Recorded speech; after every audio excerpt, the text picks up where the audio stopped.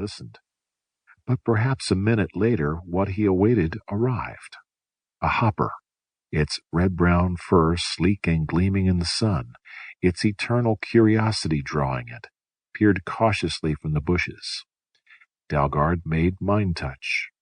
The hoppers did not really think, at least not on the levels where communication was possible for the colonists, but sensations of friendship and goodwill could be broadcast, primitive ideas exchanged. The small animal, its human-like front paw hands dangling over its creamy vest, came out fully into the open, black eyes flicking from the motionless Dalgard to the bright beads on the rock. But when one of those paws shot out to snatch the treasure, the traveler's hand was already cupped protectingly over the hoard. Dalgard formed a mental picture and beamed it at the 20-inch creature before him.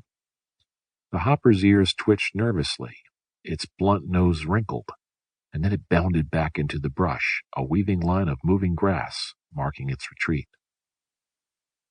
Dalgard withdrew his hand from the beads. Through the years, the Astran colonists had come to recognize the virtues of patience. Perhaps the mutation had begun before they left their native world. Or perhaps the change in temperament and nature had occurred in the minds and bodies of that determined handful of refugees as they rested in the frozen cold sleep while their ship bore them through the wide uncharted reaches of deep space for centuries of Terran time. How long that sleep had lasted, the survivors had never known, but those who had awakened on Astra were different. And their sons and daughters, and the sons and daughters of 2 more generations were warmed by a new sun, nourished by food grown in alien soil, taught the mind contact by the amphibian mermen with whom the space voyagers had made an early friendship.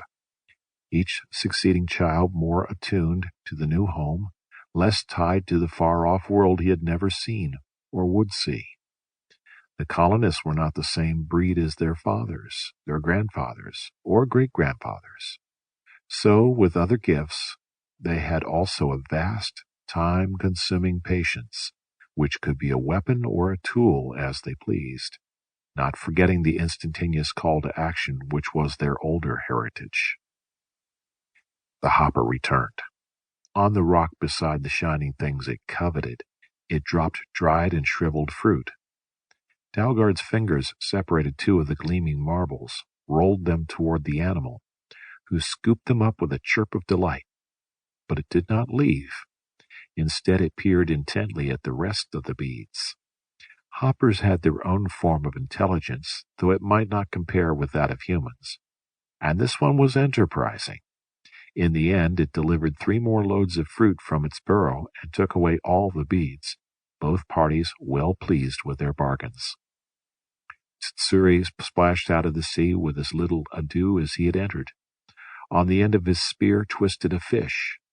His fur, slicked flat to his strongly muscled body, began to dry in the air and fluff out while the sun awoke prismatic lights on the scales which covered his hands and feet.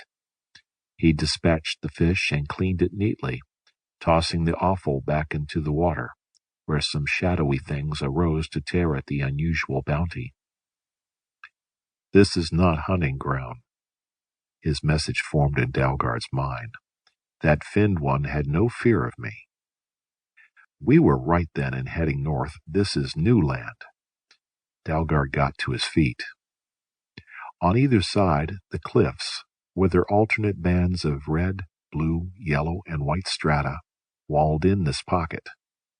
They would make far better time keeping to the sea lanes, where it was not necessary to climb. And it was Dalgard's cherished plan to add more than just an inch or 2 to the explorer's map in the council hall.